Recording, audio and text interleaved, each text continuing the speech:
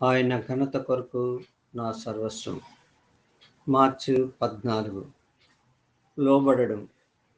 లోబడుటకు దేనికి మిమ్మును మీరు దాసులుగా అప్పగించుకొందురో దానికే దాసులగురని మీరెరుగరా? రోమా 6:16. మొట్టమొదట నేనొక విషయాన్ని ఒప్పుకోవాలి.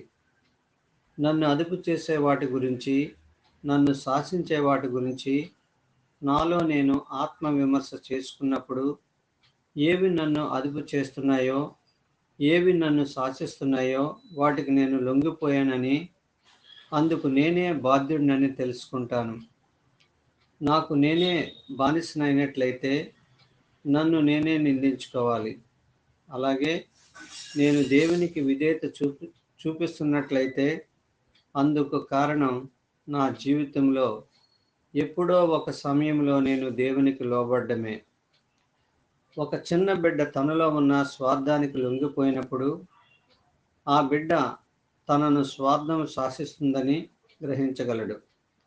మనము దేనికి లొంగిపోయామో అది మనల్ని శాసించడం చూస్తున్నప్పుడు ఇంతకంటే నిరంకుశమైనది, క్రూరమైనది భూమి మీద ఏది ఉండదని తెలుస్తుంది.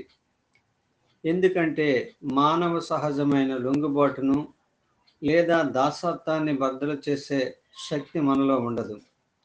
ఉదాహరణకు, ఒకే క్షణంలో మనము ఇంద్రియ వాంఛలకు లొంగిపోయినట్లయితే తర్వాత అలా లొంగిపోయినందుకు మనల్ని మనము అసహించుకున్నప్పటికీ ఆ క్షణంలో ఆ వాంఛలు శాసించినట్లే.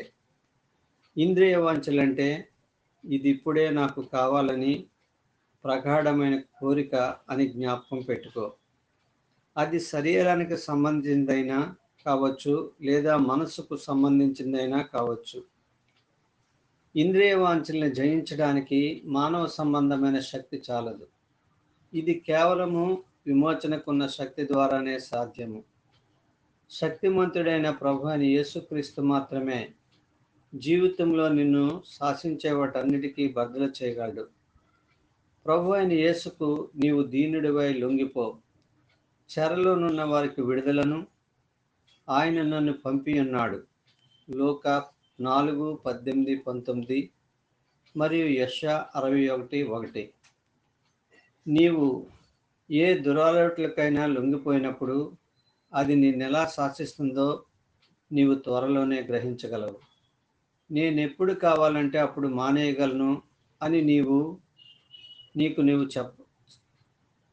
నచ్చ చెప్పుకున్నప్పటికీ అది నీ వలన కానే కాదు. కావాలనే నీవు ఆ దురలవాట్లు లొంగిపోయావు కాబట్టి అది నిన్ను శాసిస్తుంది. నీవు ఇంద్రియ వాంఛలకు, దురలవాట్లకు లొంగిపోయి వాటికి దాసుడివై జీవిస్తూ సంకెళ్ళని విప్పగల శక్తిమంతుడు ఆయన అని పాట పాడితే అది ఎలా ఉంటుందో ఆలోచించావా? అయితే యేసుకు మనం నిజంగా లొంగిపోయినప్పుడు ఆయన మన సంకెళ్ళన్నిటినీ పటాపంచలు చేసి మనకు విడుదలనిస్తాడు.